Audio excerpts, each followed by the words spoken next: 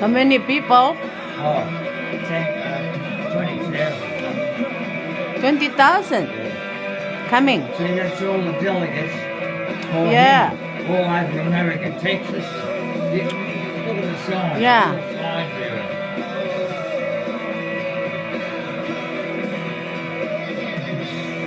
That's miracle that he's alive. It was, I will tell you.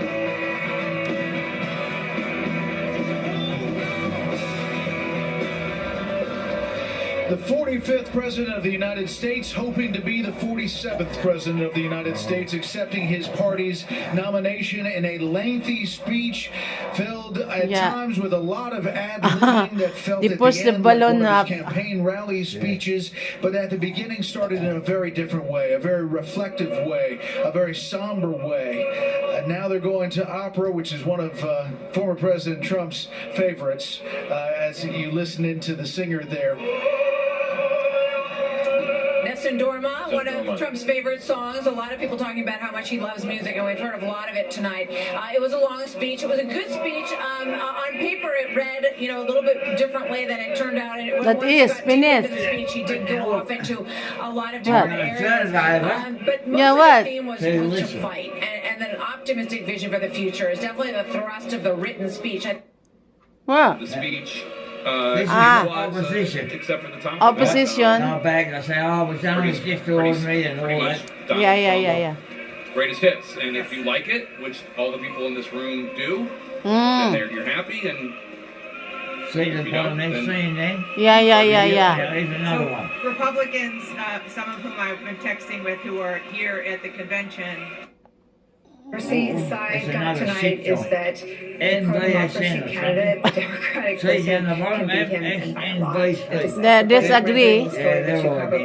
Rutenberg meaningless, if that should happen. The other thing is, if you're looking in here for kernels of substance, we love Donald Trump. What happened to him on Saturday night, saying this is the one and only time he'll do that. We'll see, right? It seemed like a story that once he got into it, that is his family. He enjoyed connecting over and sharing. If he didn't move his head, that's it, finished. To make sure that people understand what Trump, in case you didn't watch the whole speech. Oh, yes. Yeah.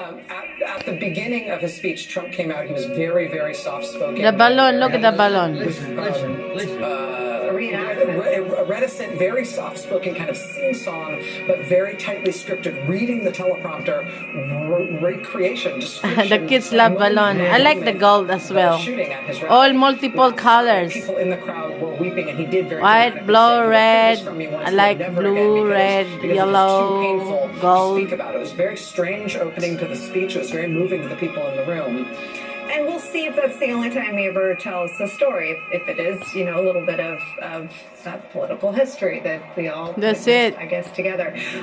There's a lot of audacity. There are also a few tells. I mean, I think you saw the impact of the immunity decision in some of the speech, bragging about calling people who come to the country illegally. An invasion so that he could use the military was a line. There's so many, I thought he also showed his hand a little bit on how he would pursue or identify. I think he's really good. He loves the country. Well, I'm protecting democracy. So I saw a few sort of flashing yellow lights in this. Be a great America and all over the world. Everyone to understand is that this is not. We're watching live from Sydney. This is not a candidate with a simple message of what he Robert wants to do. When and he stands I. alone, he certainly appears to be someone who should easily be contrasted to. Chris Hayes? The first part of the speech, I was struck by the fact that this was a 78-year-old man who had just gone through a profoundly traumatic experience and was forced to reckon with his own mortality and how scary that was to him, and that he is an old man in the latter stages of his life, most likely. That is all his family. 70 years old, the time comes for really? all of us. And that part of it all protect, all the support. I don't think he enjoys thinking about that at all. Like bagging. Yeah. I also felt like the biggest takeaway after what has been 3 of the most painful weeks I've ever seen in Democratic politics. This is not a colossus. That is all his siblings, grandkids. This is not a vigorous, and incredibly deft political communicator. This is an old man in decline who's been doing the same shtick for a very good long time. Oh my goodness. Really After all, he got shot and saying about him like that. Beatable candidate. This was not, and Democrats have been feeling a lot of panic and fear and anxiety, and understandably so. But I don't think anyone watched that speech and thought, wow, that's an incredible, like, that's going to be hard to top. That's going to be hard to beat. How are we going to message against this guy? And that is what he does at every rally. Just for folks who haven't watched a rally, that was just a Trump rally with this speech sort of woven Jesus through. Christ. Always something wrong. You got to look at that and think, He's perfect. Nothing wrong with him. If you're on the pro-democracy part of the country, to stop him from getting back Start in Navarro, he know everything, diba? You don't even look in a book or computer to you know. Prime time. There are 3 hours of prime time in television, 8, 9, and 10.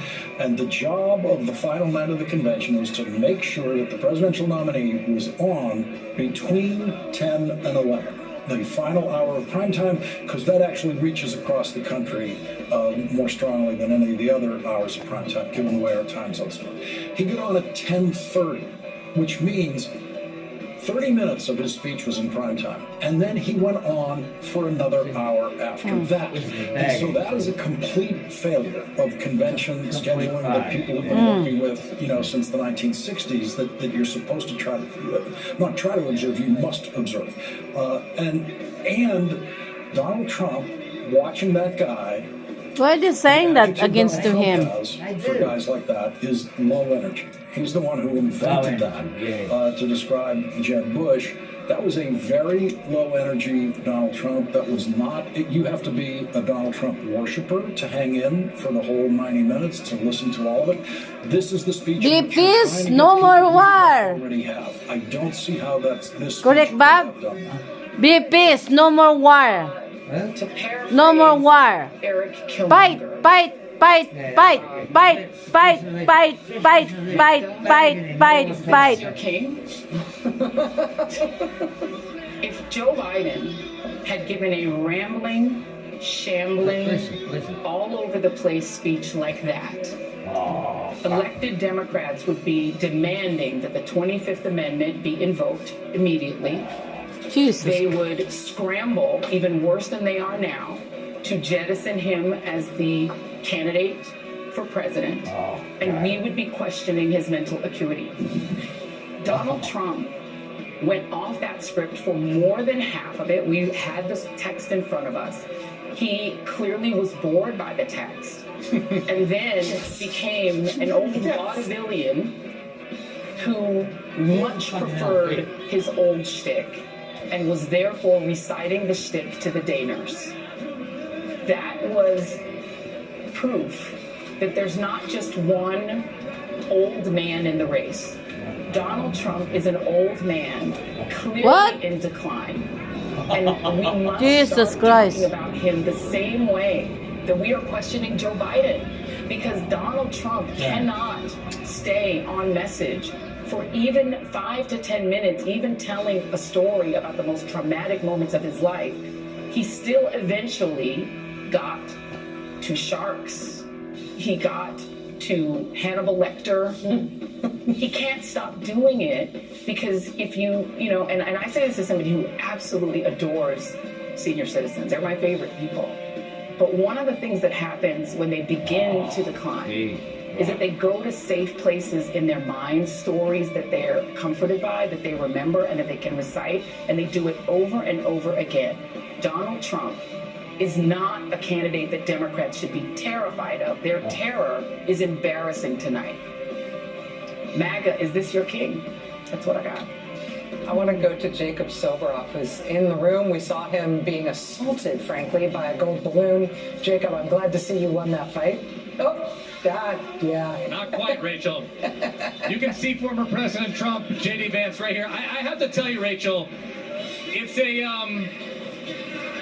an almost unspeakable feeling to be in a room with such a celebratory nature and hear the man behind me talk about deporting more people than President Dwight D. Eisenhower in 1954, an operation with a name so racist that it's not appropriate to say on television. He's talking about removing more than 10 million people from this country who have been here, many of them since they were little children, contribute to this society, contribute to this economy, live in all of our neighborhoods and communities. Just do the right thing, that's all. As if this is a party. He talked about the Democrats again cheating. Cheat was the word he used in the last election.